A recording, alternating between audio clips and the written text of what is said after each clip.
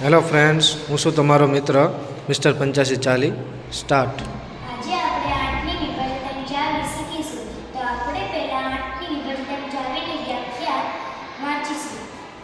8ની વિભાજ્યતાની ચાવી આપેલી સંખ્યાના એકમ, દશક અને સોથી બનતી સંખ્યાને જો 8 વડે વિશેષ ભાગી શકાતી હોય, એટલે કે 8 વડે વિભાજ્ય થતી હોય, તો આપેલ સંખ્યા પણ 8 વડે વિભાજ્ય થાય, એટલે કે 8ની વિભાજ્યતાની ચાવી લાગે. અહીંયા આપણે ઉદાહરણ કરીશું. પહેલા આપણે આપેલી સંખ્યા, તો આપેલી સંખ્યા 2824 છે. એકમ, દશક અને 100 થી બનતી સંખ્યા, તો એકમ અને દશક 100 થી બનતી સંખ્યા 824 છે.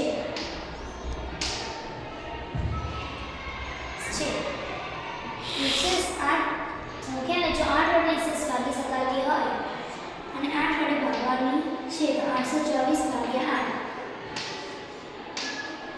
8 8 એકુ 8, 8 માંથી 8 જાય 0, 2 ઉતાર્યા, 2 થી ના થાય એટલે આપણે ઉપર શૂન્ય મૂકીને 4 ઉતારીશું. 8 એકુ 8, 8 દુ 16, 8 તરી 24, 4 માંથી 4 જાય તો 0, 2 માંથી 2 જાય તો 0. એટલે કે 8 વડે વિભાજ્ય થતી હોય તો આપેલ સંખ્યા પણ 8 વડે વિભાજ્ય થાય. તો આખી સંખ્યાને પણ 8 વડે ભાગવાનું છે. 8 એકુ 8, 8 દુ 16, 8 તરી 24, 8 ચોક 32, 8 ચોક 32 વધી ગયા એટલે 8 તરી 24.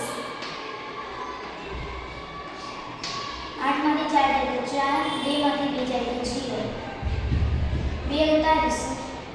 8 એકુ 8, 8 દુ 16, 8 તરી 24, 8 ચોક 32, 8 પાંચુ 40, 8 ચોક 48 વધી ગયા એટલે 8 પાંચુ 40. 2 માંથી 0 જાય તો 2 અને 4 માંથી 4 જાય તો 0, 4 ઉતારીશું. 8 એકુ 8, 8 દુ 16, 8 તરી 24.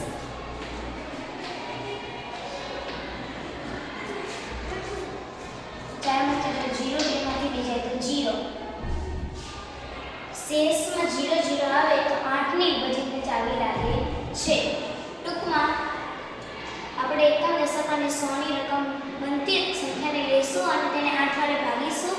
શેષમાં 0 આવે તો આખી સંખ્યાને પણ 8 વડે ભાગવાનું છે. શેષમાં 0 આવે એટલે આખી